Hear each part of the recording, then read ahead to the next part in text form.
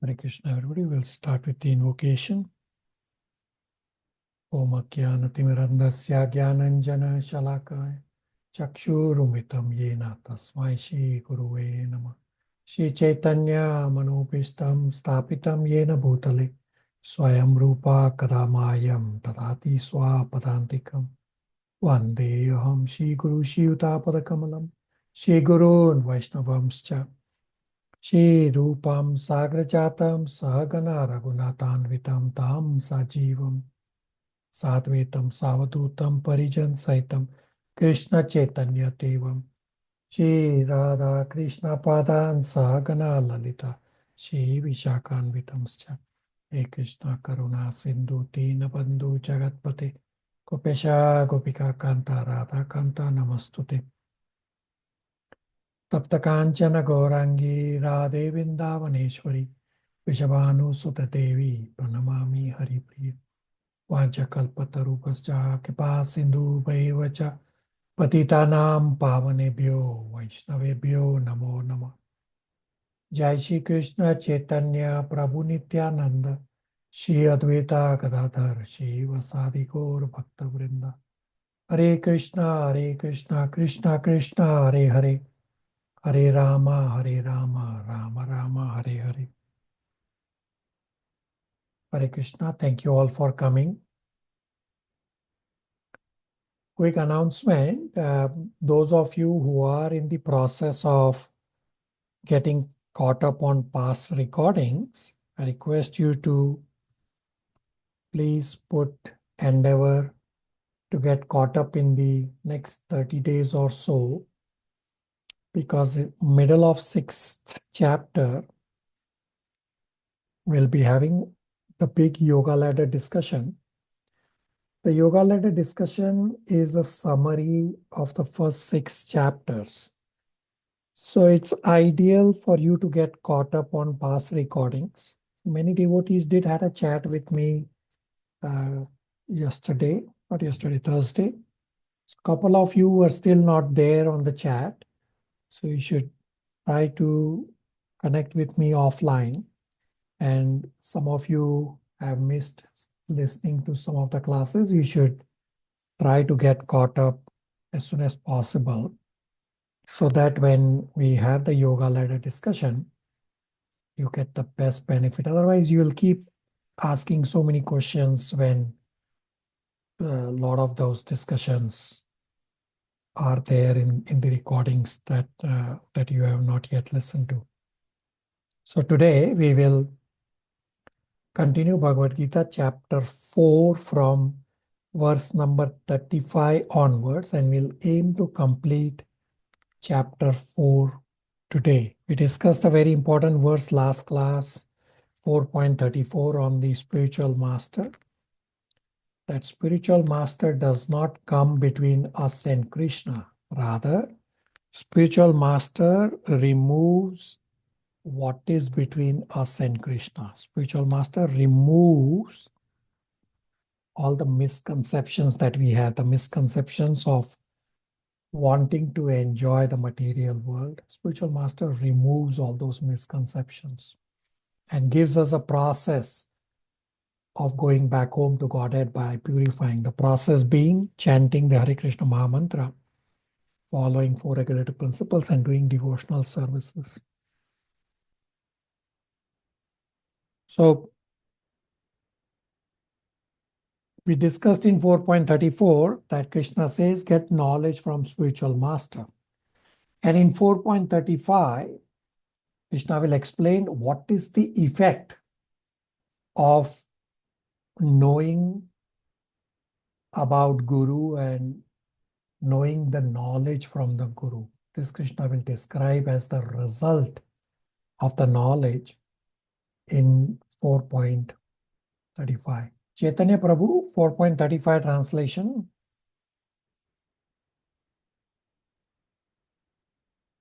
Hare Krishna Prabhu. Prabhuji, I will read later. I don't have Bhagavad Gita right now. Dara, 4.35. Hare Krishna. Having obtained real knowledge from a self-realized soul, you will never fall again into such illusion. For by this knowledge you will see that all living beings are but part of the Supreme, or, in other words, that they are mine. So, two results of acquiring knowledge are, first, freedom from illusion, and second, see all living beings in Krishna and as Krishna's parts and parcels. Meaning freedom from illusion and acquisition of spiritual vision. This is the first verse in Bhagavad Gita where Krishna talks about his relationship with living entities. Krishna is saying, those who are free from illusion see all living beings as spiritual, see all living beings as Krishna's parts and parcel. The purpose of this verse is that Krishna is saying to Arjuna, don't think that Arjuna, you alone are concerned about Bhishma Dev, Drona, and others on the other side of the war. No, Krishna is saying, I am also concerned about them because they are all my parts and parcels. Dara, read the purport, first two lines. Purport. The result of receiving knowledge from a self-realized soul, or one who knows things as they are, is learning that all living beings are parts and parcel of the Supreme Personality of Godhead, Lord Sri Krishna. The sense of an existence separate from Krishna is called Maya. Ma, not, ya, this. Yeah, Maya means that which is not. So we many times think, oh, I can live on my own separate from Krishna. That is Maya. That we are under this illusion that we are separated and we can live separate from Krishna.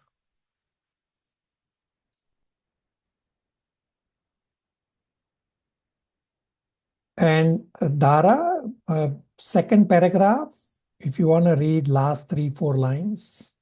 Second paragraph. So, thus, under different standard of material identity, they become forgetful of Krishna. When, however, such deluded living entities become situated in Krishna consciousness, it is to be understood that they are on the path of liberation, as confirmed in the Bhagavatam 2.10.6, Muktir hitvanyatha rupam swarupena vyavastitih. Liberation means to be situated in one's constitutional position as an eternal servitor of Krishna, Krishna consciousness.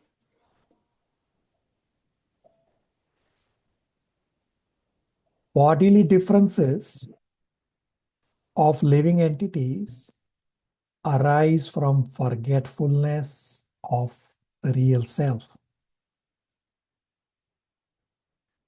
When one is engaged in transcendental devotional service, one at once becomes liberated from illusion. Prabhupada says in Srimad Bhagavatam 2.10.6, liberation means to be situated in one's constitutional position as an eternal servitor of Krishna. Means one gives up all other forms such as male, female, demigod, Indian, American, non-human forms. We ignore all those and we are at the level of soul. We may still be in the material world, but we will be liberated once we remove all these bodily conceptions and we engage in devotional services. Questions, comments, realizations?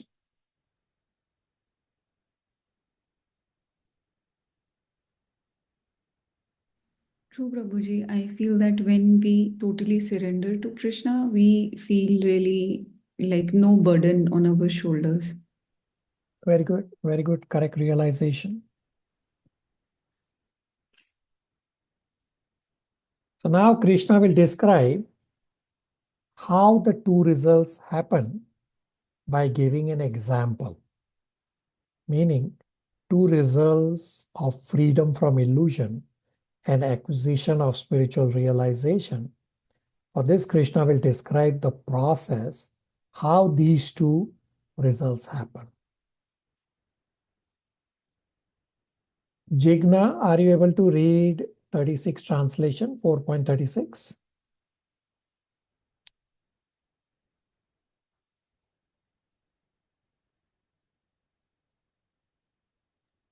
Yes, Prabhuji, Hare Krishna. In this world, even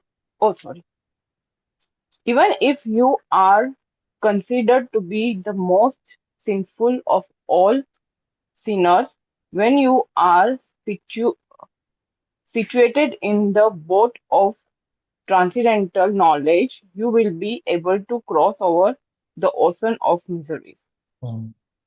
So Krishna is saying that this knowledge can purify anyone and everyone. Krishna says, even if you are the most sinnest person, this knowledge will purify you. Now here's a question. It seems like a logical paradox that if someone is sinful, how can that person be knowledgeable? The answer is, Acharyas have explained that this point is rhetorical. The point is that this knowledge is so powerful that even if a person is sinful, that person gets elevated by the mercy of spiritual master. So here Krishna is using an analogy. Krishna is using the word boat to refer to transcendental knowledge.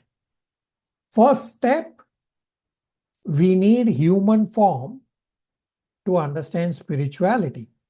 And then we need transcendental knowledge. In the purport, Srila Prabhupada explains that in an ocean, even for expert swimmer, struggle for existence is very severe. But if someone comes forward and lifts the struggling swimmer, that is the greatest savior. And Srila Prabhupada has brought the boat of Krishna consciousness for all of us. Now that we have come onto the boat, what we have to ensure is that we don't have to jump out of the boat. Even if there are difficulties, even if there are conflicts, even if there are disasters, because being on the boat is always safer than being in the ocean by ourselves trying to swim, no matter how much expert swimmer we may be. No, it is going to be a struggle. Therefore, staying in association of devotees, practicing devotional service is the safest way to go back to Krishna. Therefore, all of you, no matter what, continue to stay on this boat of Krishna consciousness. Questions, comments, realizations?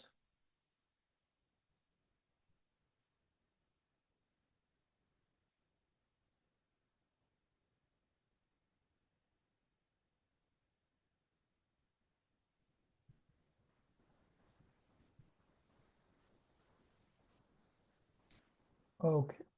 Jinal, are you able to read 37 translation? Hare Krishna Prabhuji. As a blazing fire turns firewood to ashes, O Arjuna, so does the fire of knowledge burn to ashes all reactions to material activities. So Krishna gives one more example how this transcendental knowledge purifies and liberates. Just as wood is burned to ashes by fire, similarly, the fire of knowledge burns all karma. Krishna is explaining how a person does not get karmically bound. One who gets knowledge from spiritual master, that jnana becomes an inner fire and burns reaction of all karma. All the karma that we do is like a seed. And when the seed is burnt or fried up, it does not give any results. The same thing happens when you get knowledge from spiritual master and act in knowledge.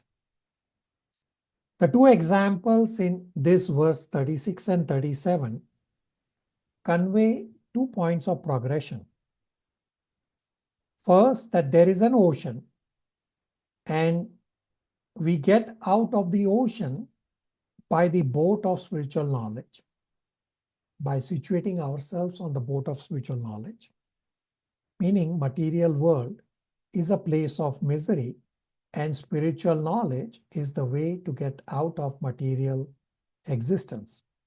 Second point, the second example is that whatever is inside us, meaning our anarthas, bad reactions stored in the seed form, they also get burnt out, meaning all our good and bad karma are destroyed. Srila Prabhupada in the purport explains from Upanishad that one overcomes both pious and impious reaction of work, meaning there is neither good karmic reaction left nor bad karmic reaction left. Hence, there is no bondage.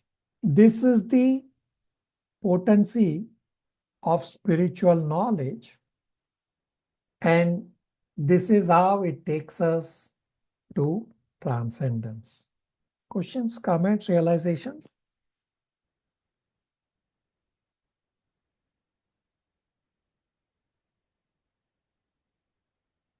Mega 38 translation.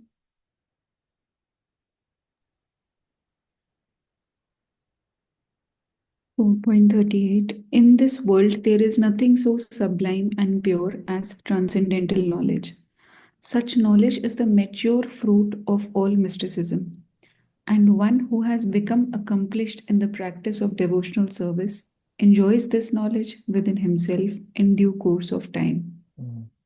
So, Krishna concludes the glorification of knowledge by talking about the purity and potency of this knowledge. This 4.38 is basically the crux of chapter 4. I mean, there are so many points, small points in chapter 4, but 4.38 is that there is nothing as sublime as this transcendental knowledge.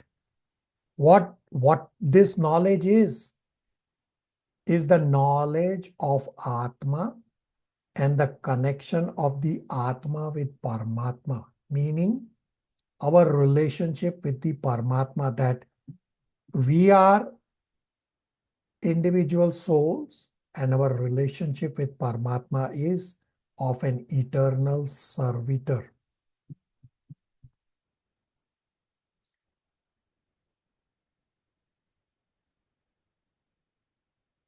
Priya Darshini, can you please read 4.38 purport?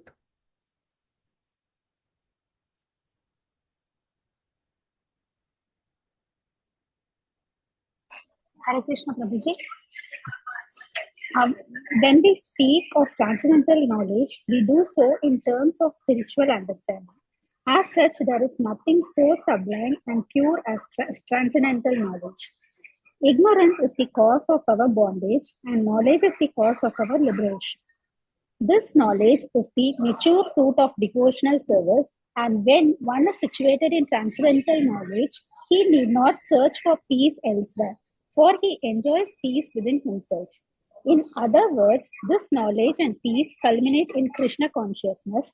That is the last word in the Bhagavad Gita. Hare Krishna. Mm. So Srila Prabhupada says that when one is situated in transcendental knowledge, he enjoys peace within himself. I don't know about you, but my mind is an agitated mess.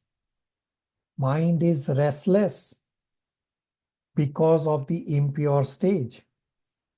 By the process of yoga, by the process of Krishna consciousness, the mind becomes calm.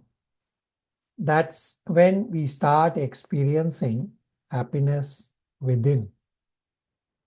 So I'll play a short Chaitanya Chanda's lecture extract here.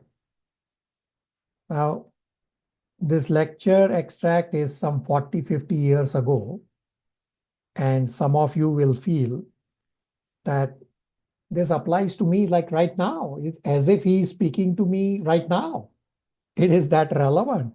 Therefore, I want you to hear it directly from His Grace Chaitanya Chandas. So make notes. It's about 5 minutes or so. Make notes, and we will discuss this point. Important points he's making in that short lecture that I'm playing. Kalen, Atmanivindati. Now the word Kalena is significant. Prabhupada translated that in due course of time. Now why does he use the word due course of time? Because things happen according to their own course of time. We cannot artificially accelerate things. When a flower is in the bud form, the flower will grow from the bud form to the fully blossom form in its own course. It's not that if I put more water on it, the flower will grow faster. So it will take its own time. Nature has its own time. So we may have an intense desire. I want to become a pure devotee today itself. Today I'll chant 64 rounds and I expect by the time I complete 64 rounds I'll be a pure devotee. No, it's not going to work like that. Things take time. But every single Mahamantra that we are chanting, it is purifying us. Every single service that we are rendering, that is purifying us. So we have to be patient. Because we are caught up in an age of instant things. Instant. Yes, I want this. So instant tea, instant coffee, instant food, instant control. So we think that I also want instant spirituality. Instant spirituality means what? Just like I press a button and then if the environment is cool, it becomes hot. If it's hot, become cool. So like that, I think I press a button and immediately my consciousness should become devotional. Consciousness doesn't work like that. It requires purification. It will happen gradually. So, Kalena Atmanivindati. It will take time. But Krishna is assuring that this will definitely happen. That we will start relishing within oneself. So sometimes devotees feel that I have been practicing Krishna consciousness for so long, I am not able to give up my sense gratificatory desires. They're still there. What should I do? And it's not only that they are there, we don't feel like giving them up also. So the thing is, certainly, if those desires involve breaking the regular principles, you have to be very rigid about doing whatever is required to give them up. But if they are not directly involved in contravening the regular principles in a gross way, then we should know that we will gradually become purified. We should not become too much problem conscious. So if I find that I'm eating too much, or I'm doing this too much, I'm doing that too much, it doesn't. We don't have to get too worked up about this. See, as we advance in spiritual life, we'll find that naturally we'll become satisfied with, we'll find satisfaction in simple things. We'll not need complex things to be satisfied. We'll not need a big show to be satisfied. That will naturally happen. So, do we have to bother too much about it? No, we have to bother about remembering Krishna. If we keep remembering Krishna and we keep getting connected with Krishna, we'll get a higher satisfaction, and over a period of time we'll find, hey, maybe 3 years ago, if this thing had happened, I would have got, if somebody had spoken like this to me, I would have gone wild. But now, I'm irritated, I'm annoyed, but I've not gone wild. How does this happen? Because our connection with Krishna has given us inner stability. It has given us an inner strength. And this, we don't get shaken by these things. Same way with respect to pleasures also. So, as devotees, our focus should be on Krishna. Our focus should not be on our shortcomings. We need to be aware of our shortcomings so that we don't unnecessarily provoke those situations in which the shortcomings will catch us and knock us down. Now, for that purpose, we need to be aware, but we shouldn't be focused on them. Kalena, over a period of time, purification will happen. Sometimes if we just, Bhaktivinoda Thakur would say that you cannot gate crash into the kingdom of God. Gate crash means sometimes a place, a door is closed and somebody says, I want to come in. And the door is not closed. So what? People come, the person comes in a big truck. Boom! The truck bangs against the door, breaks the door open and comes inside. That's called gate crashing. So we cannot gate crash into the kingdom of God. That means that we cannot just force our way to ahead in spiritual life. So this doesn't mean, of course, by no means does this mean that we should just see complacent. Whenever Krishna wants, he'll purify me. Now I feel like sleeping and chanting, let me sleep. Now I don't feel like fasting, I won't fast. Today I don't feel like going to temple, I won't go to temple. When Krishna makes me feel that I should study scripture, then I'll study scripture. No, we're not talking about that over here. Now we are talking here about our inner feelings despite our diligent practice of devotional service. We keep practicing devotional service diligently, that is definitely required. But after we practice our devotional service diligently, then after that what happens? Sometimes we may feel satisfied, sometimes we may not feel satisfied. Sometimes our mind may be pure, sometimes it may not be pure. So we shouldn't get too caught up in these things. We are following the process of purification, and the purification will definitely result over a period of time. At this stage, we just stay steadily committed in the practice of devotional service. And when we do this, gradually the higher taste will start coming in more and more and more. And we'll start relishing that higher taste. And in other days, they will become not so relevant for us. They'll become gradually irrelevant, insignificant, and then non-existent. So irrelevant means it's not very important for me. Insignificant means not worth attention only. And non-existent means they'll completely go away. So that will happen gradually. So we focus on being Krishna conscious and with faith that Krishna, with the process of Bhakti Yoga, will definitely purify us. Kale Atmani Vindati. Okay, what did he explain?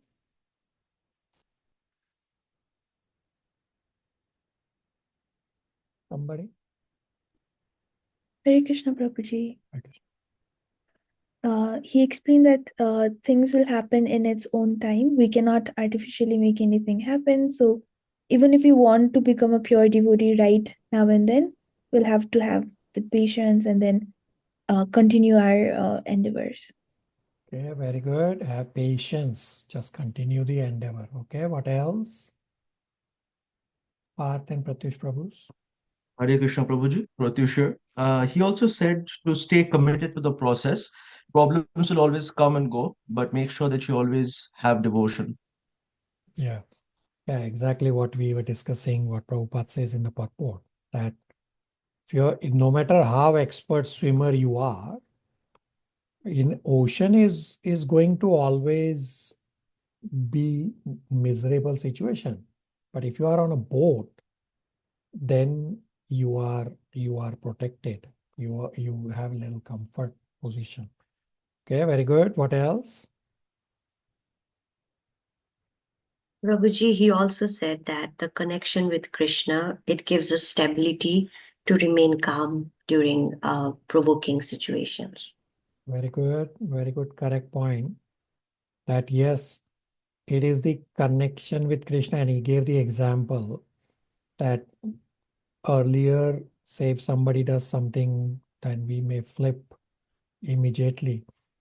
But over a period of time, by the practice, we become calm. Very good. Nishan Prabhu. Hare Krishna Prabhuji. He mentioned that as we advance, we'll find satisfaction on simple things. We doesn't need complex things to satisfy us. And he also mentioned gradually higher taste will start coming in, becoming more relevant. Yeah, very good.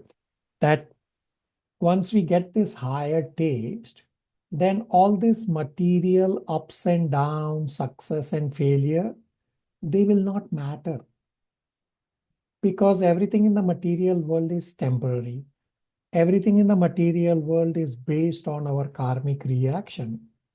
Yes, we do have to endeavor. He did mention it towards the end that yes, we cannot sit silent or idle. So we have to endeavor and we have to be patient. Kalena. Very good. Anybody else? Anything else? Hare Krishna Prabhu.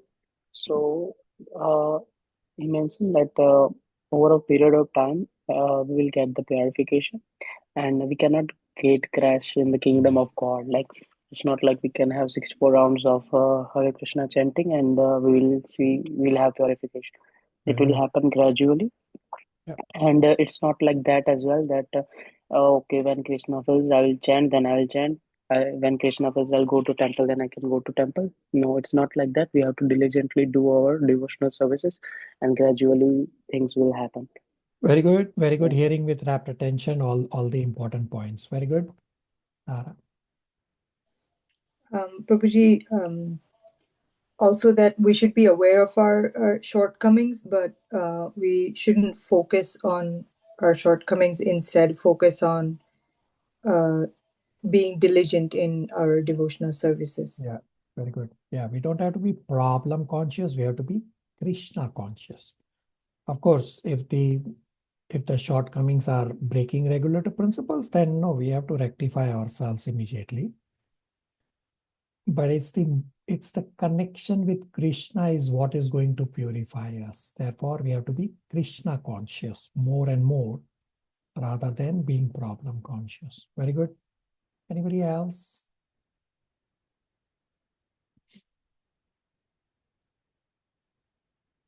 Okay, very good. So let's do a recap of so many important points that Krishna has explained about knowledge here in this chapter 4, section 5.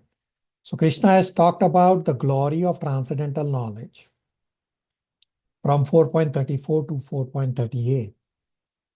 So what is this transcendental knowledge and how you get it? So first he explained in 4.34 that get this transcendental knowledge from a bona fide spiritual master. 4.35, he explained that will become free from illusion and this knowledge will grant spiritual vision to treat everyone equal as Krishna's parts and parcel. 4.36, he said, this knowledge, this transcendental knowledge can elevate even the most sinful persons. And 4.37 explained that this transcendental knowledge burns away all karmic reactions. And 4.38 is a very important verse in chapter 4, that this transcendental knowledge, there is nothing as purer as this transcendental knowledge, and this will enable one to relish happiness within. Everybody on the same page?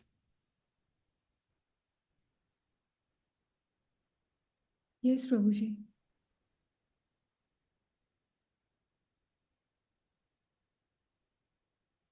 Okay. So I want all of you to pause and think and step into Arjuna's shoes, because I'm soon going to ask you a question what Arjuna will be facing. So first step into Arjuna's shoes.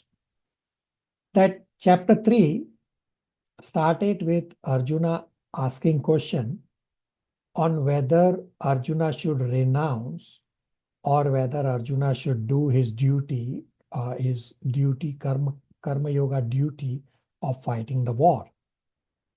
In response, from start of chapter 3, Krishna has talked about a lot of points. So the question is, has Krishna mentioned anything about fight? And the second question is, so far, where in Bhagavad Gita has Krishna asked Arjuna to fight? Anybody wants to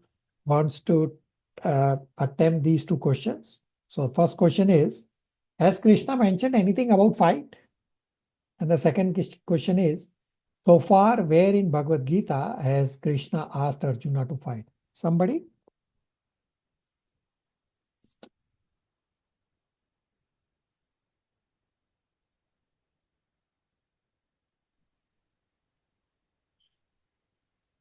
Parth and Pratyush Prabhu. Hare Krishna Prabhuji, this is Partha. Actually, Krishna didn't mention anywhere in the Gita regarding the fight, but he just reminded Arjuna about his duty as a Yeah, Kshatriya. very good. Very good. Correct point. Of course, the word fight is there, but yeah, you are correct that more about duty. Okay, very good. Rest of you?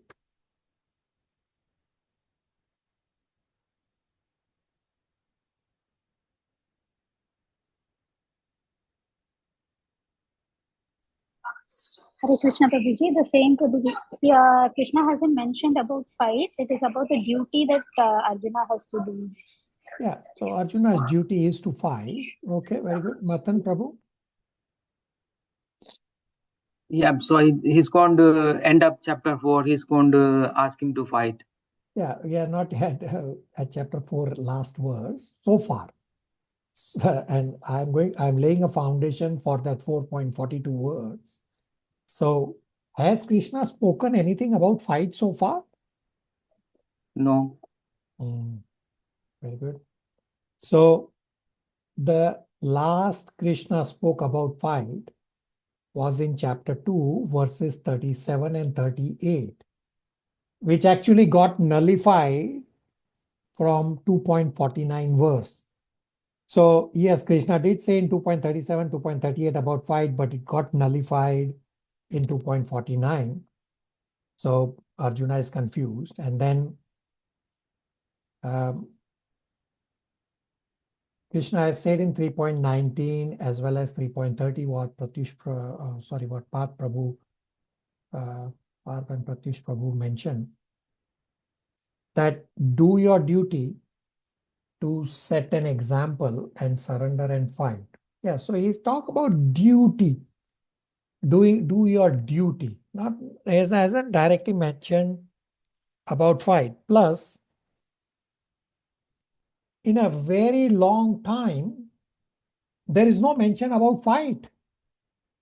Now, are you all in Arjuna's shoes right now? Everybody, yes, no?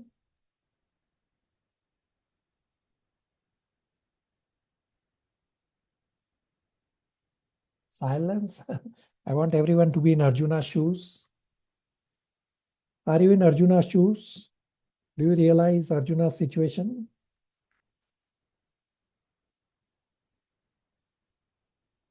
I got a real silence. Hare Krishna.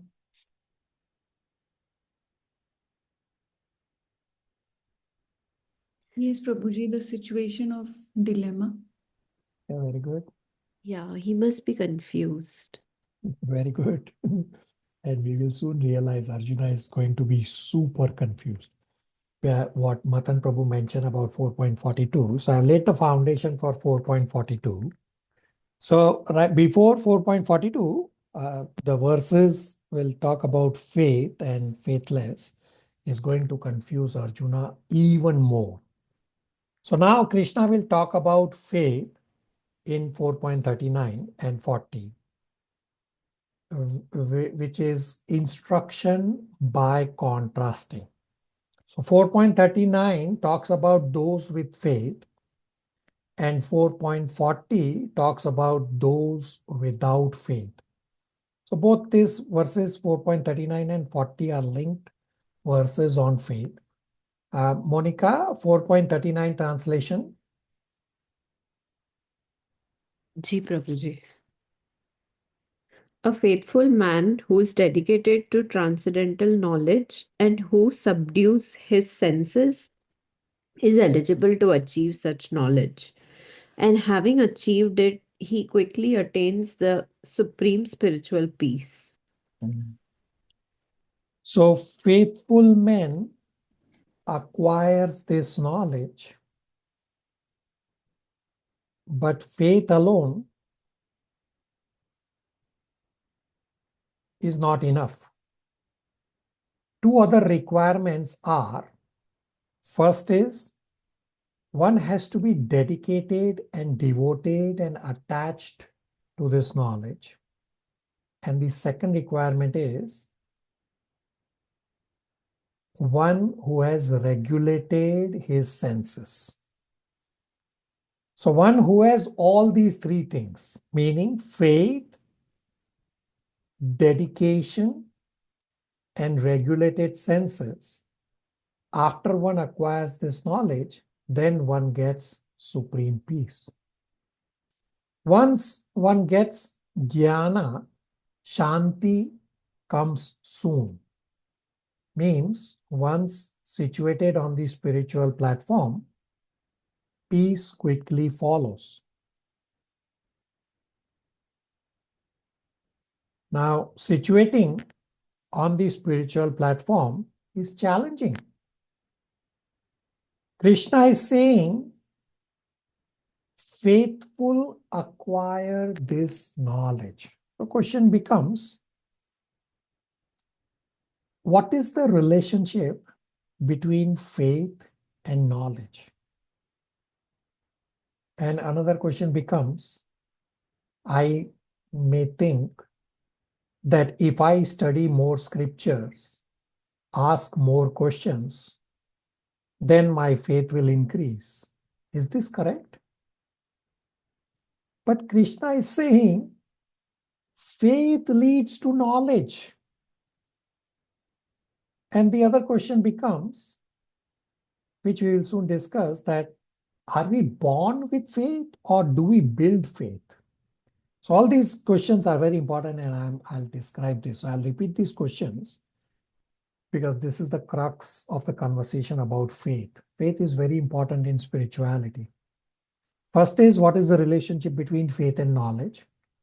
Another question becomes that if I study more scriptures, ask more questions, then my faith will increase. Is this really correct? Because Krishna is saying faith leads to knowledge. And then another question is, are we born with faith or do we build faith? So first, the relationship between faith and knowledge. The answer is, initially, we need to have some faith.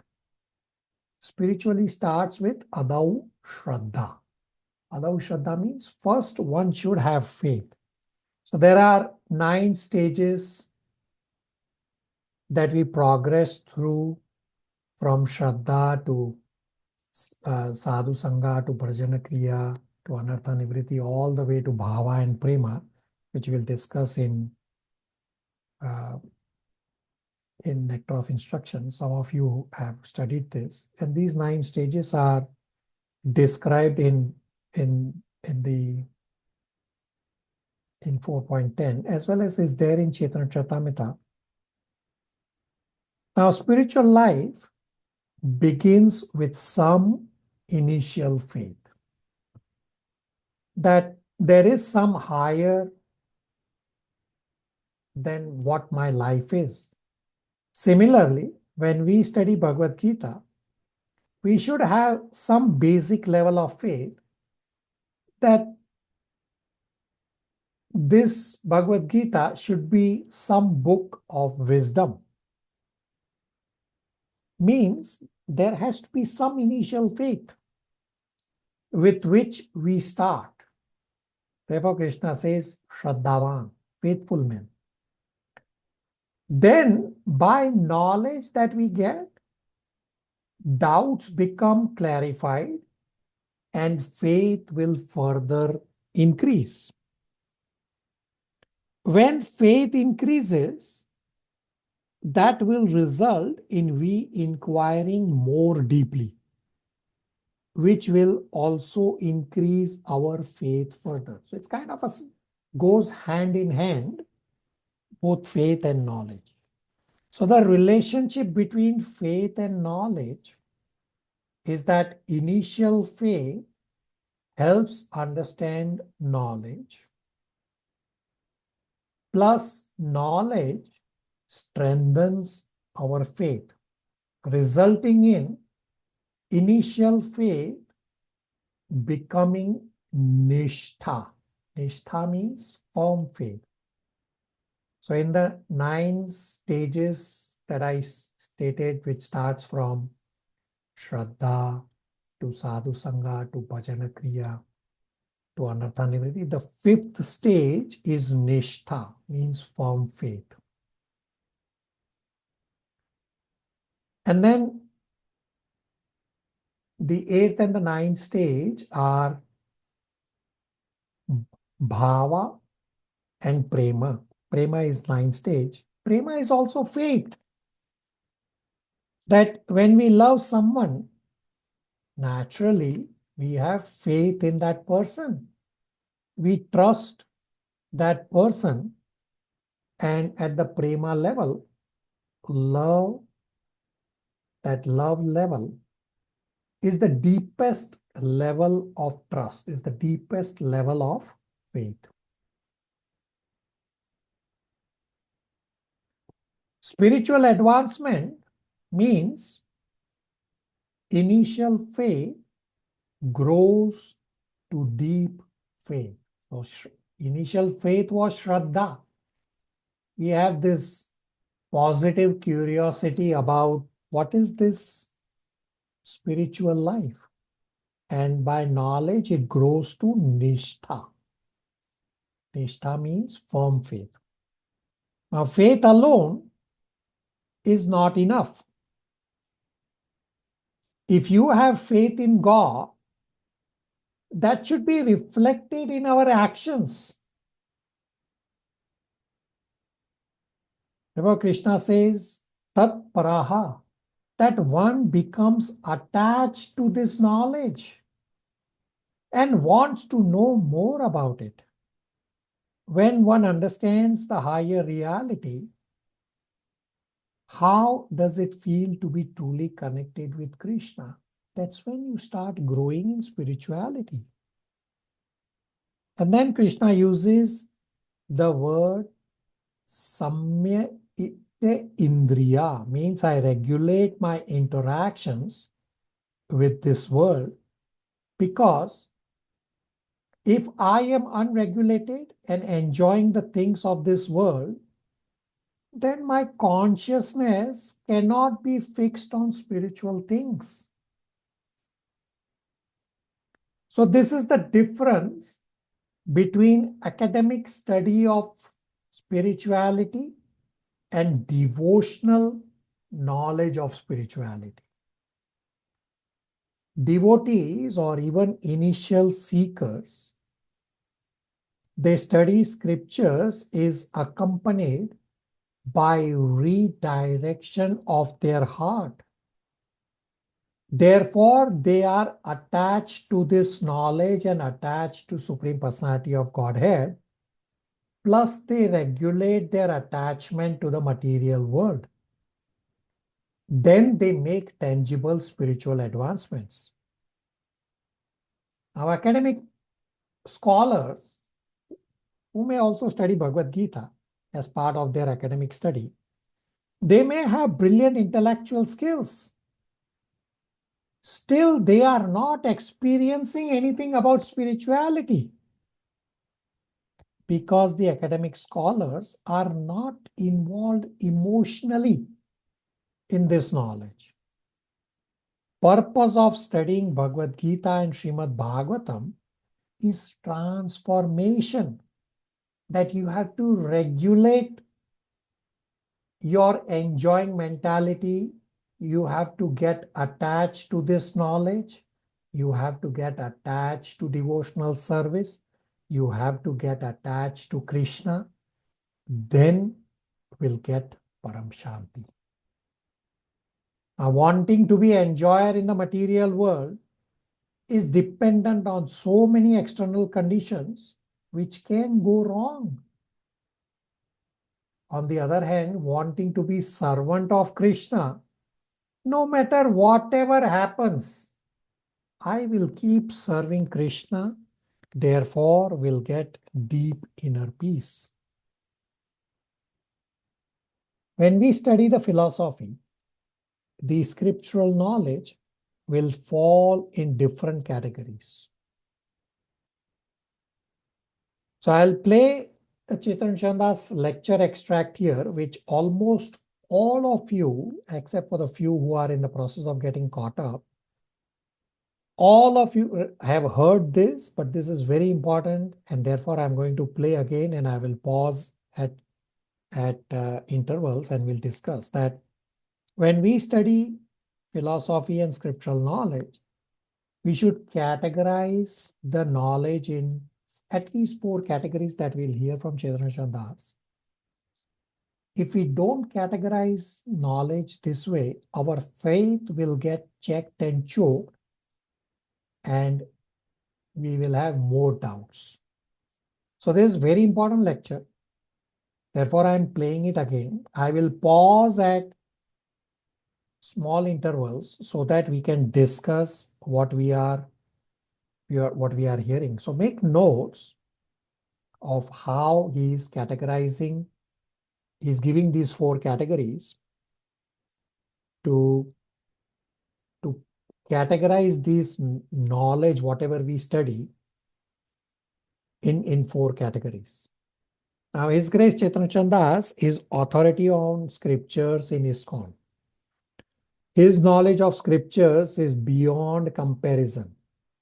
So whether you directly read from scriptures or you hear from bona fide acharyas like Srila Prabhupada, spiritual master, or His Grace Chaitanya Das, is all identical. So let's hear from His Grace Chaitanya Das, and we will come back to discuss. Take lots of notes. This is a very important discussion. We may say that, okay, we should have faith. We need to have faith. But how do we develop faith? Actually, faith, it depends also on intelligence, use of our intelligence. When we study the philosophy, we will find that the scriptural knowledge that we study will fall in several different categories.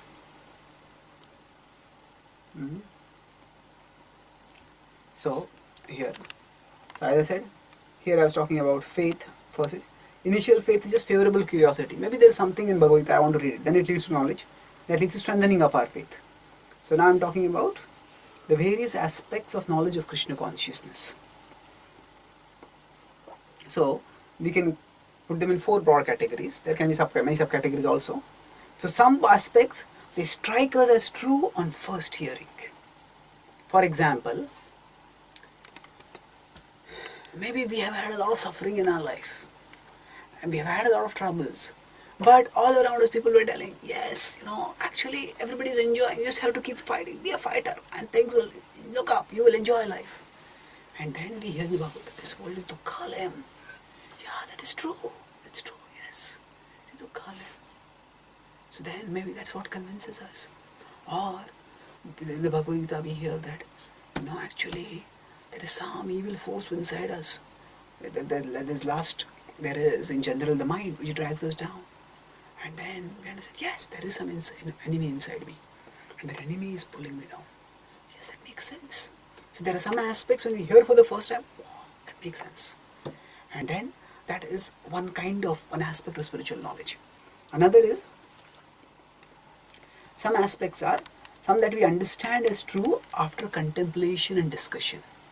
That means we hear, and when after that we contemplate, we discuss. Somebody says, you're not the body, you're the soul. How is that possible? When my hand gets cut, I feel pain.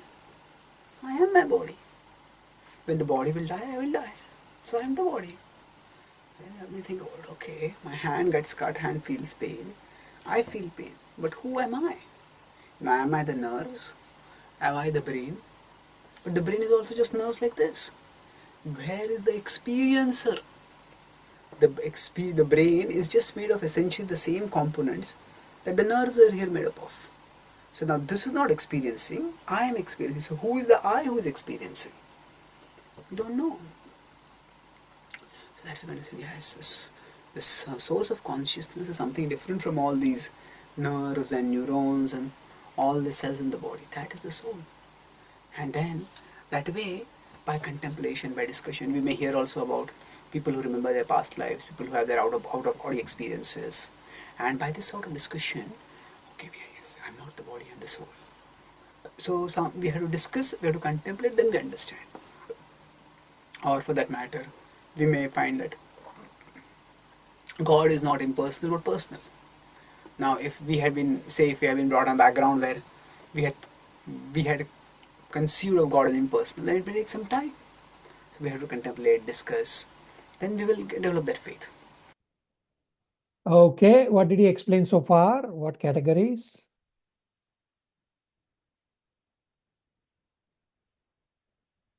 Prabhuji, the first one is as soon as we hear, it strikes us. And the second one is after discussing, we understand it to be true. Okay, very good. Somebody wants to explain a little bit of those two categories? Or even Sumnima wants to.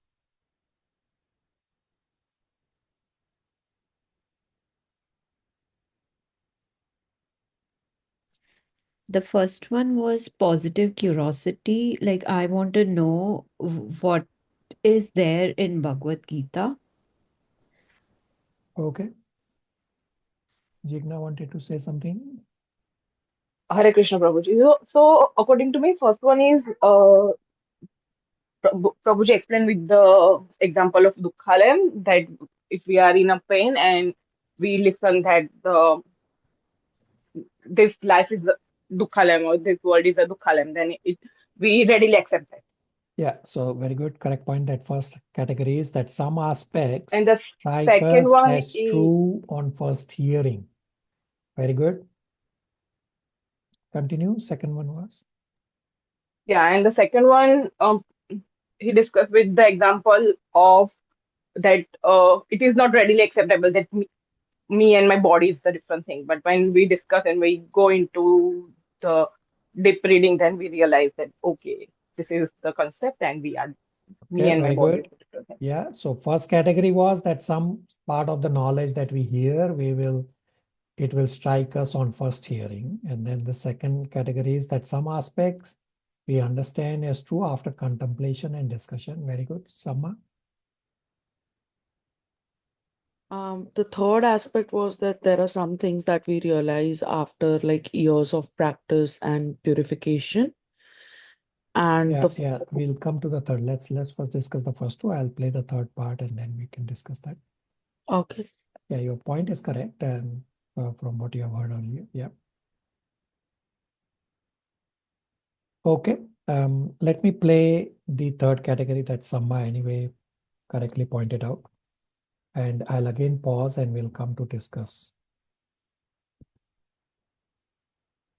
Now, there are some that we'll realize after years of practice and purification.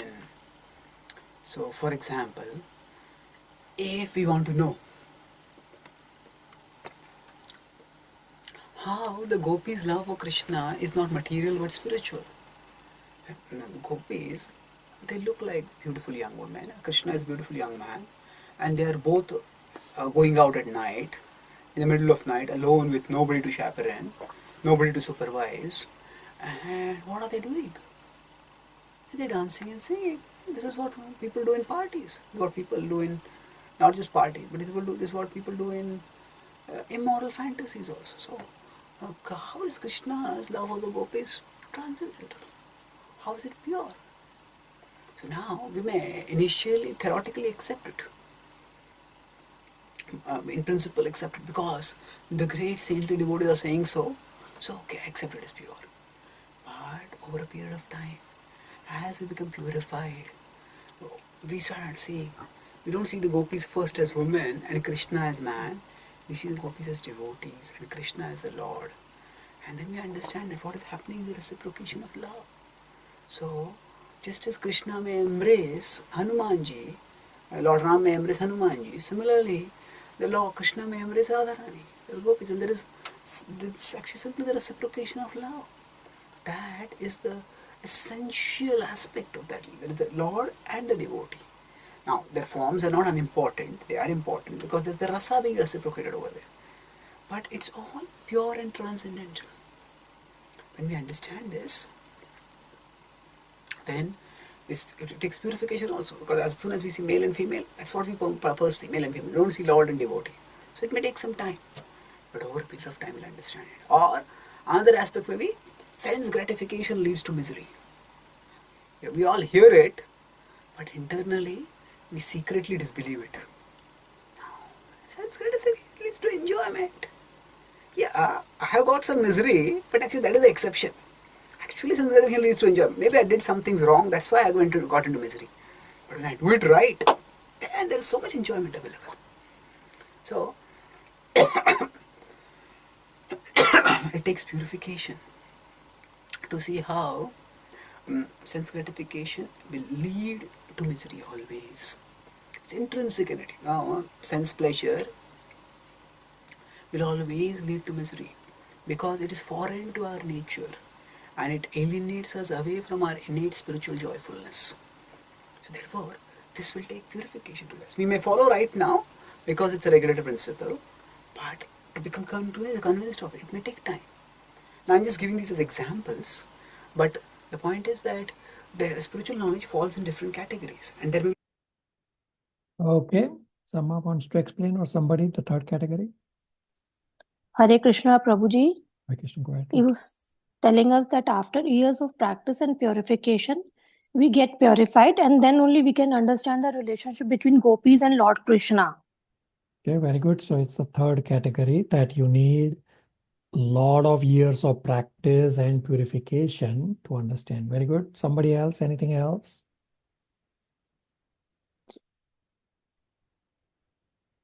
Hare Krishna, Prabhu. So there was another example of this, like in beginning, like everyone thinks like sense gratification leads to enjoyment, but in reality, like according to scriptures and all, sense gratification leads to misery because that's not our intrinsic nature. Yeah. But So our mind tries to prove ourselves that it's opposite and we are getting more pleasure only if I did something wrong. That's why that misery came up. So after a yeah, lot of like after purifications and some time, we realize is the reality of scriptures. yeah, we'll discuss this in 5.22. Dukkha yoni. Dukkha yoni means sense gratification is a womb of misery. Very good. Let me play the fourth category and we will again come back to discuss. Some which we may never understand. We may never actually understand.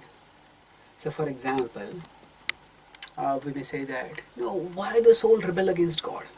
And there are many solid reasons. The soul has free will. Soul has not explored life apart from Krishna. The soul wants to enjoy in a way, serve in a way that is not possible in the spiritual world. So the soul becomes Brahma. And then after that the soul comes under illusion and falls. Or the soul actually is in a dream state and soul is actually, it's just the consciousness that projected. The soul has not actually fallen. The consciousness only is projected. Whatever, there are different explanations like that. And they are to some extent satisfactory. But ultimately, we can't know it. Or for that matter, how exactly is Vedic cosmology? That's described in the 5th canto of Srimad Bhagavatam. We may not be able to understand it. So, now when we start studying scripture, if we start questioning everything and having doubts about everything, we'll get ourselves into a lot of trouble. Why? Because doubts can just suck our energy. So how will we develop faith? Okay, let me focus on what is important, what is central, what is essential. Let me focus on that and let me put other things aside for the time being. So how do we do this? By recognizing that this is the way we work in every field of knowledge, practically speaking. If a student starts studying quantum physics, it is not that on the first day the student will understand everything about quantum physics. Even if the person is a doctorate student, and that person is, doctorate students are still struggling to understand the concept of quantum physics. It's so complex. So we understand some basic things which are vital for us. And these things, okay, these things you will understand in your second year, these things you will understand in third year, these things you will understand in your fourth year. So there is a structure given to us, and we also accept that there has to be a progression in understanding. So similarly, we have to understand that there are some things which we'll have to, their understanding we'll have to postpone. So often our faith will get checked and choked if we don't categorize the knowledge in this way. Okay, this is not, it will take me some time to understand this. Let me put this aside for the time. Let me focus on this right now. Let me focus on this. Let me focus on this. And like that we will advance. So once. Okay, what did he explain? Hare Krishna Prabhuji, he was saying that when we start studying the scriptures and on the day when we start doing the questions too much, we will fall in trouble because it will suck our knowledge. We should focus on what is essential, especially on the day one, because we cannot understand everything on the day one. We should postpone our questions. Yeah, very good. Yeah. So you can ask questions. You just don't have to get hung up on the questions because to understand the answers, you need time and purification. Very good. What else did he explain?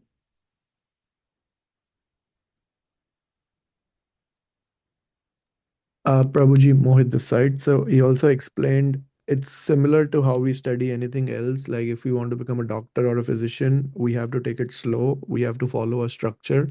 We cannot learn everything on day one or year one. It takes time. It will happen gradually.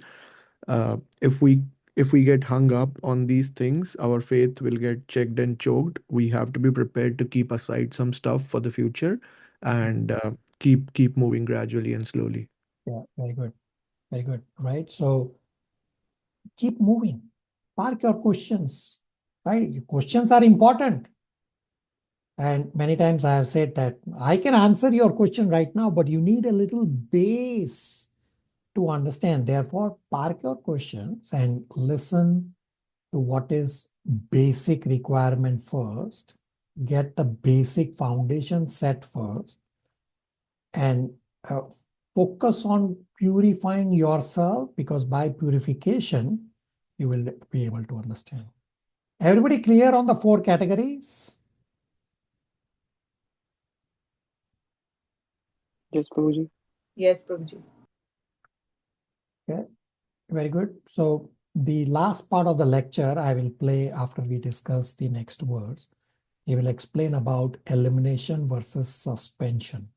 That, okay, you have doubts. Now, what do you do with those doubts? You don't have to throw away your doubts. What exactly the process you have to follow with your doubts? We'll discuss this. So here, now, first Krishna explained in 4.39 about faithful person. And in 4.40, Krishna will explain the consequences of one who is faithless. Mohit Prabhu, 4.40 translation.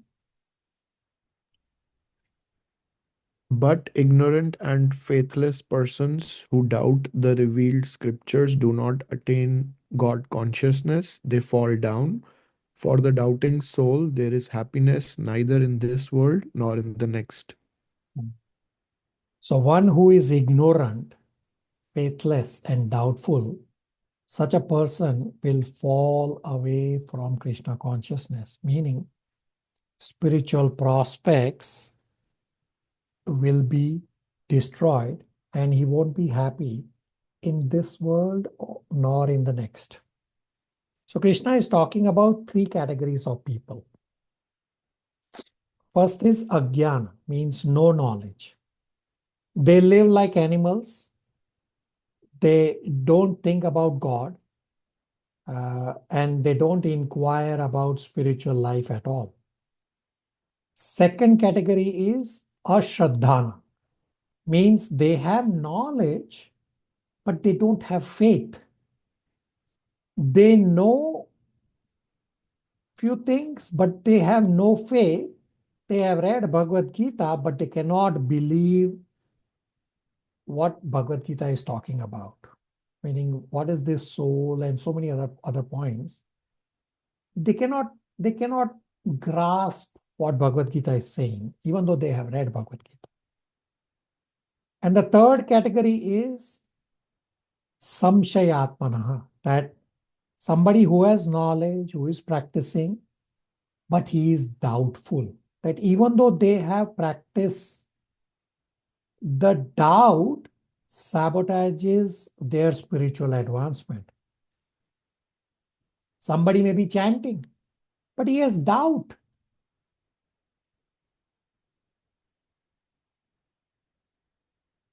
He has doubt whether this chanting actually works. And 1 week later, they will come back and ask the same question again in a different way. So the example to understand this is that One is walking, but he is tied with shackles. So they walk a distance and they are pulled back by the shackles. Meaning some people get checked, they get pulled back because of the doubts. And they cannot be happy because the soul is not in its natural position.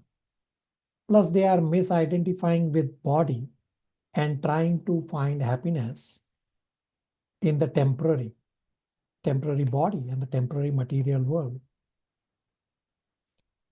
And that so-called happiness is flickering according to the modes.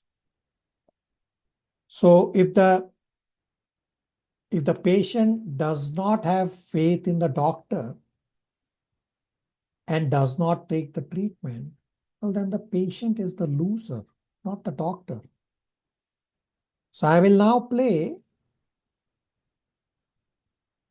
the last part of the lecture about elimination versus suspension. That, okay, you have doubts. You have categorized them in the 4 categories. Now, what do you do with those doubts? You don't have to throw away your doubts. No, your doubts are important. They need to be clarified. But how and when, he will explain that. Don't get hung up on your doubts. Park your question. Continue your spirituality, and as you get purified, the doubts will get clarified, and you can connect with a senior devotee to answer your doubts. So let's hear, and we will then come to discuss.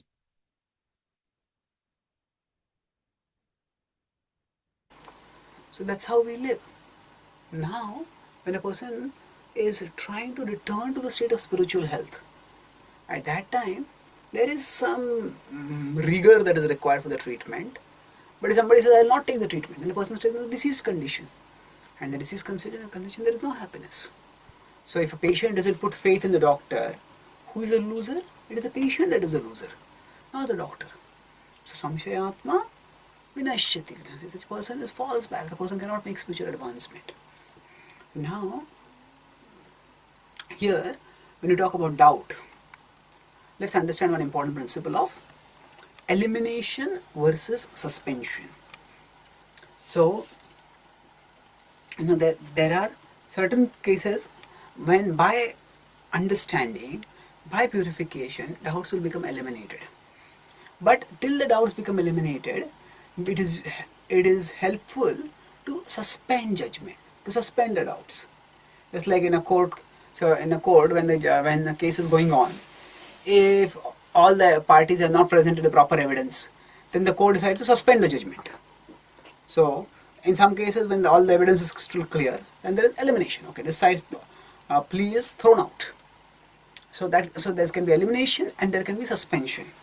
So what we should be able to do in our spiritual life is at least be able to bring about suspension of judgment. Suspension. Yes, if there are important things I don't understand.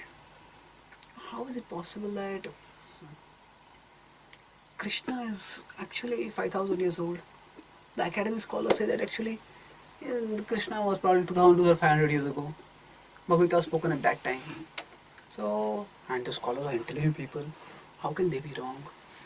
So then, okay, now does it really matter as a central principle? Chanting Hare Krishna will benefit me, will purify me, whether Krishna appeared 2,500 years ago, Krishna appeared 5,000 years ago. And because the process of purification through connection with God in devotion is an eternal process. So if we study the evidence seriously and talk with the concerned devotee scholars, we'll find that the basis for the scholars' claims are quite tenuous. There's nothing very solid in their claims about the dates. But whatever it is, if we are not able to make the judgment right now, if we're not able to eliminate the doubt, suspend it. Is it really important? No. I am not practicing Krishna consciousness because Krishna appeared 5,000 years ago. I am practicing Krishna consciousness because the process of Krishna consciousness is helping me. It is making me better, making me a better human being. It is helping me to become more self-controlled. It is helping me to be more responsible, more committed, more compassionate. So it, whatever ways we have found Krishna consciousness helps me, that's why I am practicing it. So when we understand this point, that okay, this really doesn't matter for me, so let me just suspend it. And suspending doesn't mean that we have to put it in perpetual suspension. When we meet some devotees who are expert in that particular field, we can talk with them and we will be able to move the doubt from the category of suspension to the category of elimination. This will happen over a period of time. But the important point is not let doubts choke our spiritual life. Okay, what did he explain?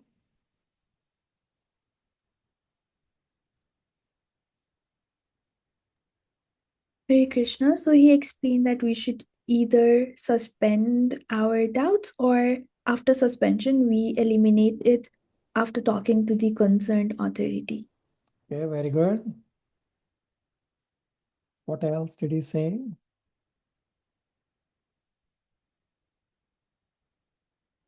Prabhuji, he was saying that we should not let the doubts choke our spiritual life. Yeah, very good. So, by purification, the doubts will become eliminated.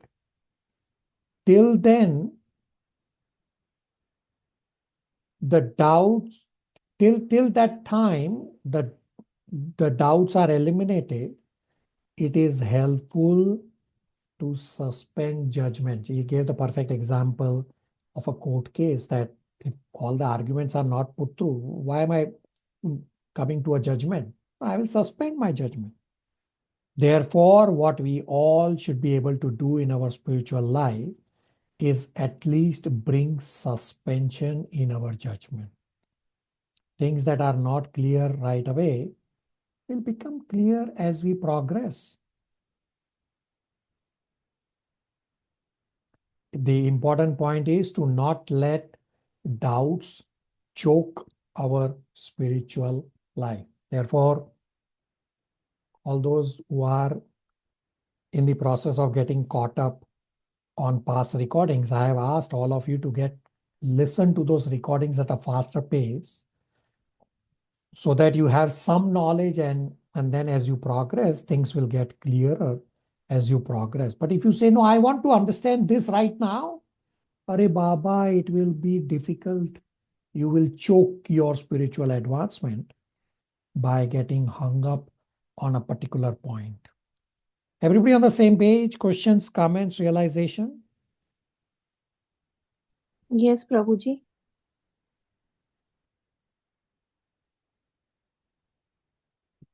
Okay. Now the other question is, am I born with faith? Is faith given by God, or do I build faith? How do I understand this? The answer is, it is both. That we can be born with faith as well as we can build faith. Faith is like a muscle. Some may have a healthy body from birth. Similarly, some may have a lot of faith in Krishna consciousness from birth. And others may develop a muscle by exercise. Similarly, some may develop faith in Krishna consciousness by doing Krishna conscious activities. Similarly, this applies in our spiritual life, that based on my past karma, we all have different degrees of faith. But we can choose to increase or decrease our faith. We increase our faith by doing Krishna conscious activities that build our faith. Example, studying scriptures with devotees, just as we all are doing right now. Devotee association, doing devotional services, with like-minded devotees, doing japa, hearing to Prabhupada lectures. All these are Krishna conscious activities that will increase your faith. Means your faith is like a muscle. You are doing the exercise to build your muscle, or you are doing these Krishna conscious activities to build your faith. So faith is definitely a matter of choice, like a muscle. Examples that help me develop my faith, I just describe few of them and I'll repeat. That you study scriptures properly, just as you all are doing right now. You hear classes attentively. You associate with like-minded devotees. You see their detachment, their commitment, and their devotion, and you get inspired. You do devotional services with such advanced devotees. And then there are activities that cause doubts, such as you search on the internet about ISKCON controversies. You will be buried in that search. So we have to be careful and we decide what is it that we want. So instead of wanting to be well informed about everything, it could actually lead to gossip. One should actually be well informed about Bhagavad Gita. These Bhagavad Gita principles are eternal principles. Instead of internet gossip, being well informed, it will actually be misinformed, because anyone can write anything on internet.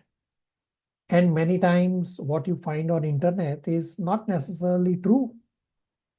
Therefore, one should drop the activities of gossip, controversies, etc., because these are creating doubts. Rather, we should focus on activities that develop our faith. Just as a muscle, say somebody is born with a healthy body, but if he does not exercise, then his body will become weak. Similarly, if somebody may be born with a lot of faith in Krishna consciousness, but he is engaged in gossip and controversies, well, then he will lose his faith. Therefore, drop those gossip activities and focus on positive activities, positive Krishna conscious activities, on building faith and relationship with devotees. So some doubts may have to be addressed. I'm not denying that. So when you have doubts, speak to a senior devotee. Therefore, faith is a matter of choice.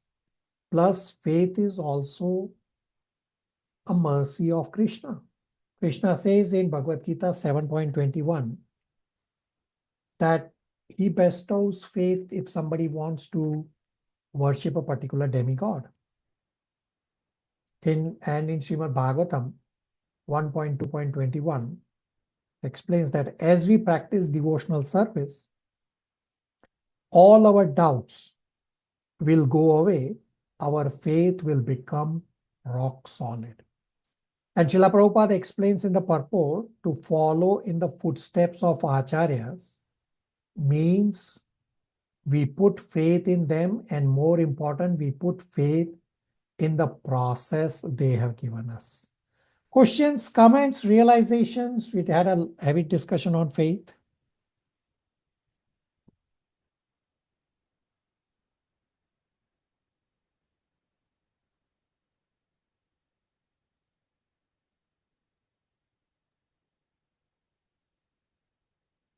All right. So Krishna has talked about knowledge in lot of detail in this chapter 4. Chapter 4 has many points.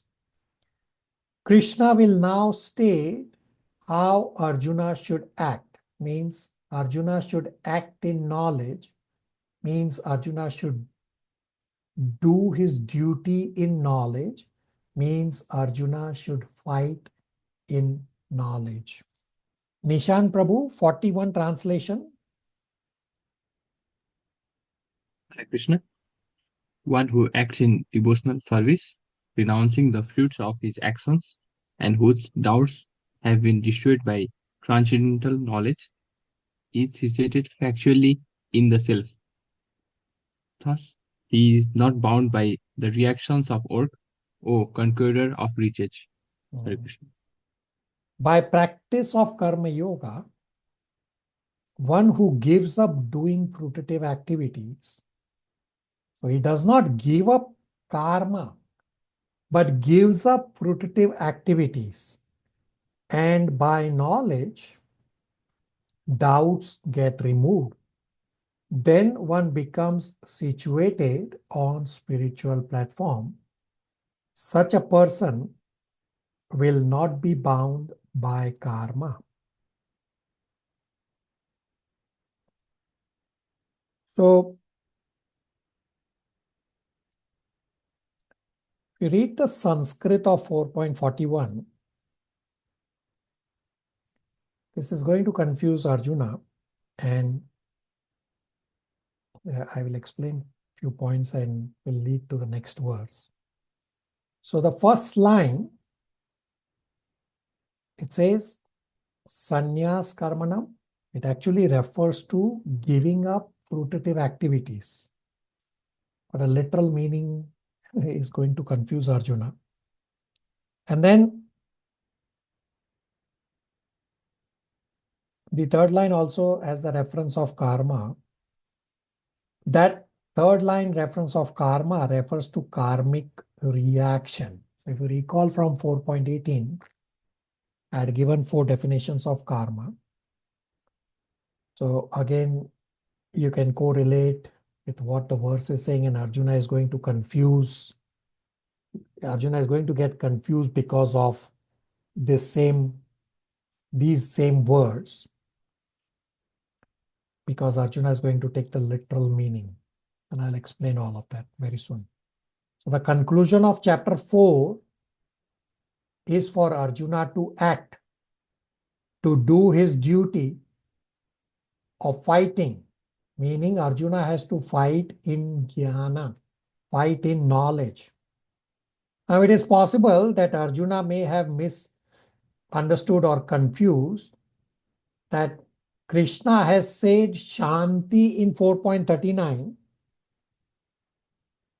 and 4.41, the first line says Sannyas Karmana. One can take the literal meaning of Sannyas Karmana to be give up karma. Instead of what Krishna is actually meaning, Sannyas Karmana is to give up fruitive karma. Plus, so far in chapter 4, the entire chapter 4, Krishna has not referred to fighting even once in the entire chapter 4, except for the last verse in 4.42. And Arjuna is going to wake up when he hears 4.42.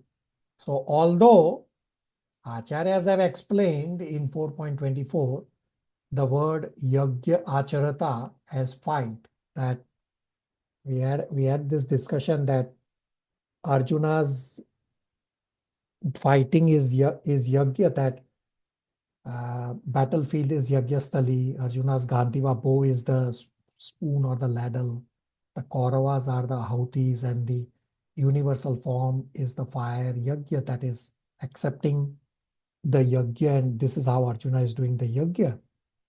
So 4.24 is that deeper meaning of the Kurukshetra war as the Yagyastali. Now, Krishna has not referenced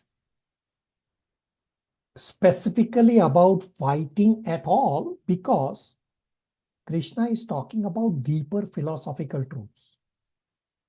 Although Krishna has repeatedly told Arjuna to do his karma, to do his duty of fighting, means he has not referred to word fighting.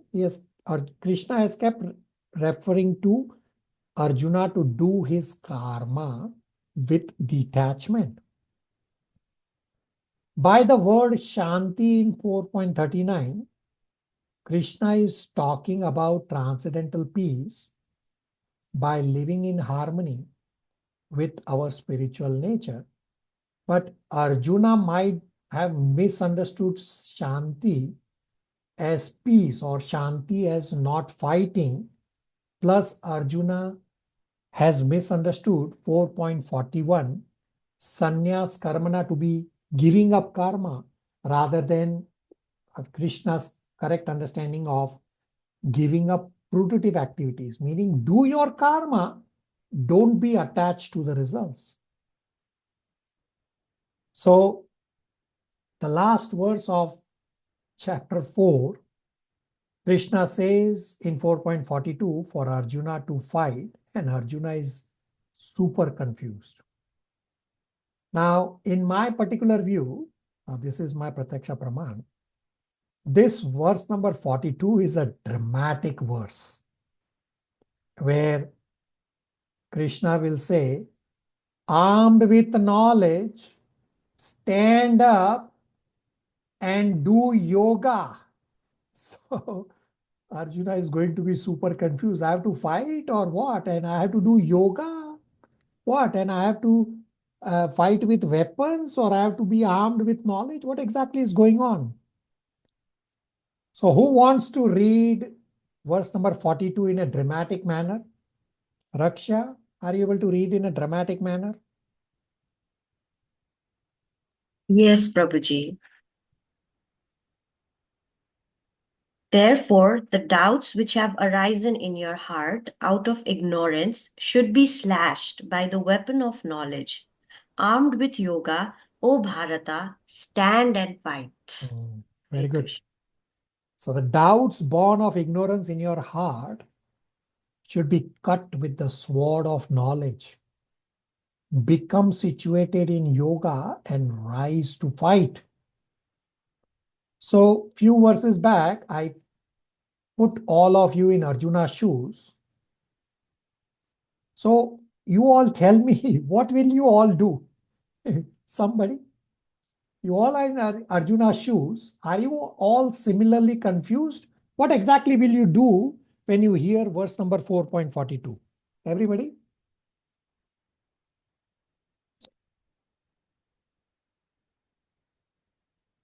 Somebody?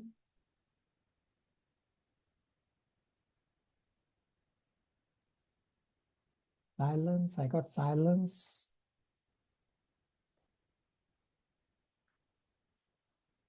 Somebody wants to attempt. You are in Arjuna's shoes. Are you confused or are you ready to fight?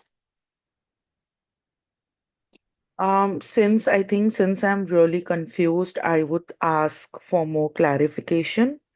Very good. Rest of you?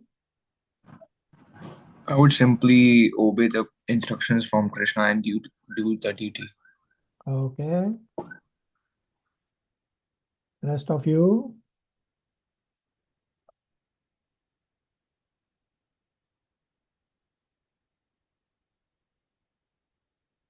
So Arjuna is thinking, I have to use my weapons or I have to use the weapon of knowledge. Arjuna is confused. In 4.39, Krishna has said Shanti. In 4.41, Krishna has said Sannyas Karma. And then Krishna says in 42, arise and fight with the sword of knowledge and fight armed with yoga. So armed with knowledge, do yoga. What exactly is Krishna giving the instruction here? So Krishna is referring to spiritual knowledge he has talked about here in this chapter 4. That with knowledge, understand that I am a soul and not this body. Understand that acts done with detachment does not cause bondage, but leads to purification and liberation. This is the knowledge that will cut off the doubt of whether I will be bound by doing the activity in the material world or not. Will I get karmic reaction or not? Will I be doing the right thing by fighting the war or not? All these doubts will be cut off by the knowledge, by the transcendental knowledge that Krishna has explained in this chapter 4. plus with the understanding that Arjuna is actually doing yoga by doing his activity of fighting. Means Arjuna is connecting with Krishna. This is the purpose of yoga. That by doing karma yoga at the highest level with detachment, it becomes bhakti yoga. And of course, Krishna will go on to ask Arjuna to do bhakti yoga. So Arjuna is super confused here. After hearing this 4.42 verse, in the next verse at the start of chapter 5, Arjuna will go on to ask another question, which essentially means Arjuna saying to Krishna, really? Are you sure? Because you are talking in riddles. In 4.18, Arjuna remembers inaction in inaction and action in inaction. You are talking in riddles. Inaction, inaction, and action in inaction. And Arjuna is therefore going to say, are you sure? Can you please explain to me, do I fight or not? And this inquiry of fight or not fight is going on for a long time, because Arjuna asked this question at the start of chapter 3. And he still doesn't know what he wants to do. So let's go to 4.42, and Sumnima will read the purport, the last few lines, where it says, one should therefore follow the path of Bhagavad Gita. One should therefore follow the path of Bhagavad Gita as it is expressed in the Gita itself, and be aware of self-interested people after personal aggrandizement who deviate others from the actual path. The Lord is definitely the supreme person, and his activities are transcendental. One who understands this is a liberated person from the very beginning of his study of Bhagavad Gita. So Prabhupada used a very strong word, aggrandizement. So this personal aggrandizement means people are not interested in sharing Krishna's message from Bhagavad Gita, but their goal is to promote their own name and their own fame. Therefore, they interpret Bhagavad Gita in newer and newer ways that others think, oh, that is brilliant. I never thought of so and so interpretation. And to understand this example, say a prime minister is giving speech. So for example, here in Canada, there are two official languages, English and French. And say when the prime minister is giving a speech in English, there will be some translator translating in French. And when the prime minister is giving speech in French, there will be some translator translating in English. So prime minister is giving speech, and instead of the translator translating what the prime minister is saying, the translator starts saying what he himself wants to say, his own words.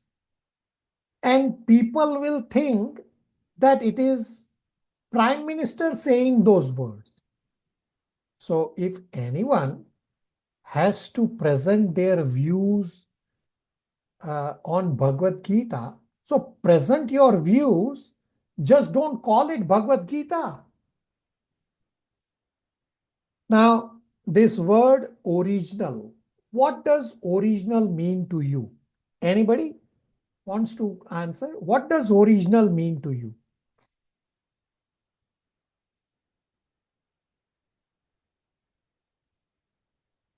Original for me means untainted or unadulterated from the original content, from the Okay. source. Okay, very good. What else can somebody think of original? Authentic. Okay. What else, Matan? As it is. Okay, you all are elevated. What does original mean to you? From where everything starts. Okay. Original means what is mentioned in the scriptures. Okay, all of you are elevated. All of your answers are elevated, correct answers. So generally, let me give you the wrong answer that what somebody may say, or some in the material world may say. Originality can have special value. Therefore, people say in the material world that you should do something original, that's something you created. So the idea of original is that which no one has done. Like say somebody has an original painting or an original photograph or something. People say this is my original commentary of Bhagavad Gita, means these are my insights and no one has said this before. Are Baba, but you have imperfect senses. How can you write a commentary on Bhagavad Gita? It is not possible. You cannot say, I have my original insights. It is not possible. So what you all correctly explained as the meaning of original, what Prabhupada also explains in the purport. So with this word aggrandizement, the meaning is somebody is inflating something or making someone appear more important than they really are. Means they are exaggerating their own importance, their own fame, by calling this Bhagavad Gita interpretation as their original insights. No, we don't have to read any of those Bhagavad Gita. If you go in a market, there are about 500 different versions of Bhagavad Gita, and they have all distorted the meaning of Bhagavad Gita. At our last class, we had this conversation with Manish Prabhu also, who is virtually present among us right now, that he was reading from some Bhagavad Gita that is not really original Bhagavad Gita as it is. And Manish Prabhu, in the next few days, I will be bringing the original Srila Prabhupada's Bhagavad Gita as it is to you, and then you can read. Or just as I had this offline chat with Gulshan also, that no, you are reading from a wrong place. Srila Prabhupada's Bhagavad Gita, which is available only in ISKCON, this is the only Bhagavad Gita which says Bhagavad Gita as it is. So what is this original meaning? What does original mean? Original can mean I can be the origin, which I said is the wrong way of looking at it. Or the correct way of looking at it is original can mean as it is at the time of origin. Meaning, say if you look at when you say you are driving and you see a sign which has a sharp curve. Now, intelligence is to understand the meaning of that traffic sign as it was intended originally, who made the traffic sign. Meaning, trying to find some other new meaning of that traffic sign is not going to help. Example, some may think, well, whoever was making that sign had a crooked mind, therefore he made a curve like this. No, the sign says there is a curve ahead on the road. You have to understand what the original intention was. So if you look at the traffic sign, I don't have to create new interpretations of that traffic sign. What I need is an insight to understand what was the intention of the person who originated that sign. Similarly, originality does not have to mean something new that originated from me. No. Originality can mean, and actually it should mean, that which is as it is was original.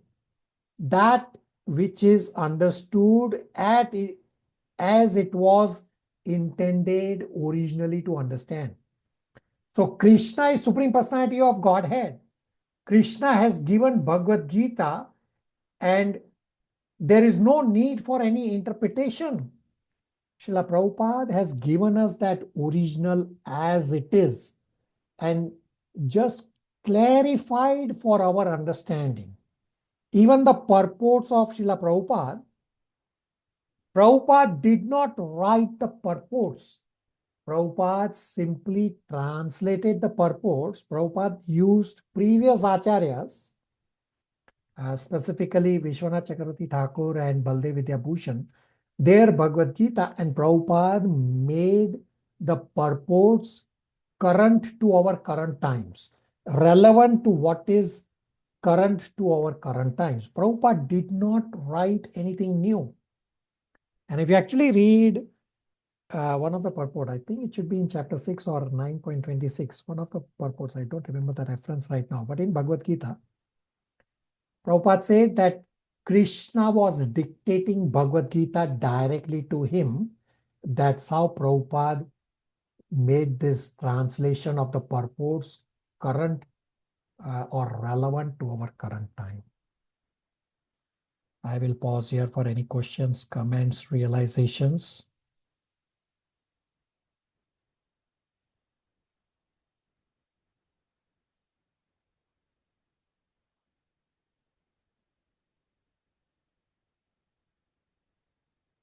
Okay. Thus ends the Bhaktivedanta purports to the 4th chapter of Srimad Bhagavad Gita in the matter of transcendental knowledge.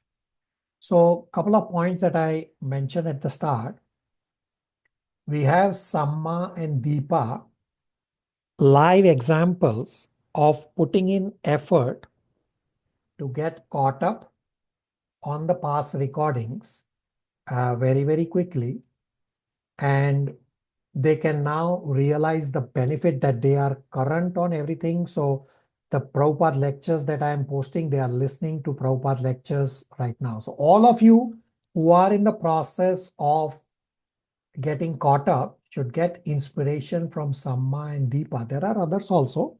I'm just referring to the most recent ones who are caught up on the past recordings. Set a discipline for yourself and get caught up as soon as you can, because very soon in the middle of 6th chapter, we'll have the yoga-led discussion, which is a summary of the first 6 chapters. So you would want to get caught up on the past recordings and don't get hung up on inquiries. We did discuss this today.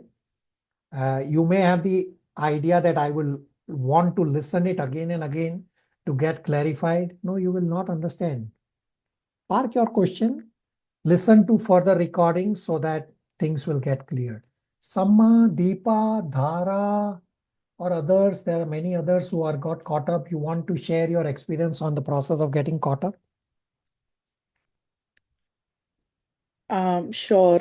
So getting caught up was, I think, pretty easy for me, because once you are in the flow, things started making more sense and I started enjoying it. And then because I was able to catch up to all the sessions, right now when I'm listening to this session, it's just making more and more sense. Yeah, so it's like my initial sessions when I was not caught up, I was a little lost. But right now, I think I am doing better. Very good. Thank you. Samma says she's enjoying. Are Baba, many think Bhagavad Gita is boring philosophy, but she's enjoying. This is what she has developed, the spiritual taste. That's why she's enjoying. All of you try to get caught up. Material world is a whirlpool. Everyone is busy. No one has time for anything. And specifically spirituality, we don't have the taste. So if you follow the same what Samma, Deepa, Dhara, many others have done the same process, you will develop this taste and you will start relishing. Very good. Anybody else wants to share who have got caught up?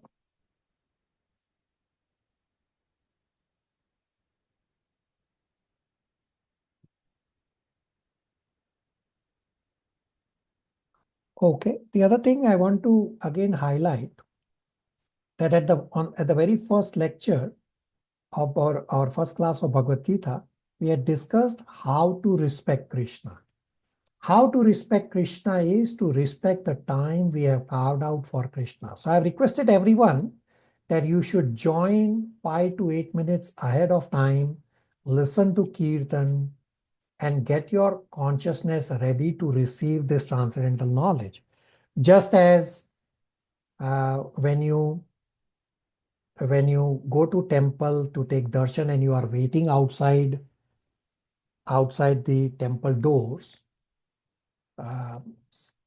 to get darshan. Similarly, studying Bhagavad Gita is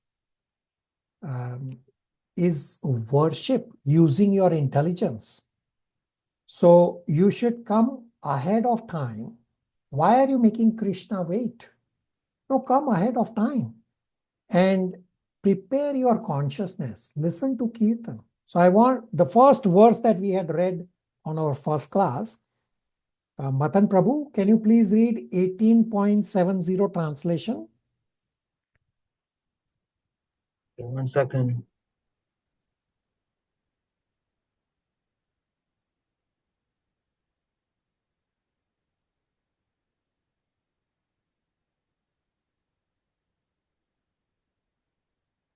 $18.70. 70, yeah. Okay, translation. And I declare that he who studies this sacred conversation of ours worships me, wise intelligence. Right? So we are doing worship. Just as you stand outside the temple door before the temple doors open to get the beautiful darshan of Krishna, you should do the exact same for studying Bhagavad Gita. We'll discuss this in chapter 14, that we have to take shelter of not just Krishna, we have to take shelter of Krishna's words also. Many of you are doing it properly. I'm just giving a reminder. Now, sometimes because of technological issues that you may disconnect is understandable. But say if you get a phone call and you disconnect from the class to attend the phone call and then come back again, no, that is incorrect. That you are not respecting Krishna. So go back and listen to that 5-minute lecture, how to respect Krishna again. If you need that, like if you don't have it, you can again get it from me. So the standard spiritual endeavor after every class is that you read all the purports up to the verse we have covered. So today we have covered up to chapter 4. Read all of chapter 4, all the purports, and I will also send Srila Prabhupada lecture. Listen to Prabhupada lecture, and that solidifies. Prabhupada, listening from Prabhupada lecture solidifies the understanding, because the process is hearing from pure devotees like Srila Prabhupada. I am only repeating and bridging a gap. Because right now, if you have a question, who will you ask if you listen to Prabhupada lecture? Who will you ask? I'm only bridging a gap. Everybody on the same page, everybody can please fine tune wherever it is required.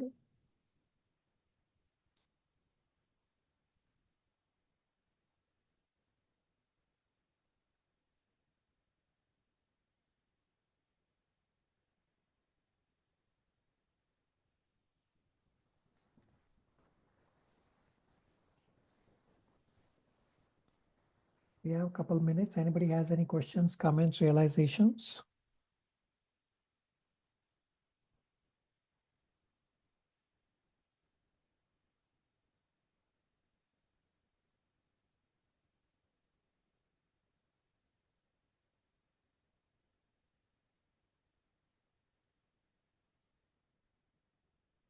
Are we okay to stop here?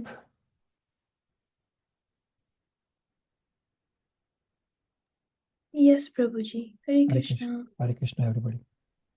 Hare Krishna. Hare Krishna. Hare Krishna, Prabhu. Hare Krishna, Prabhuji. Hare Krishna, Prabhuji.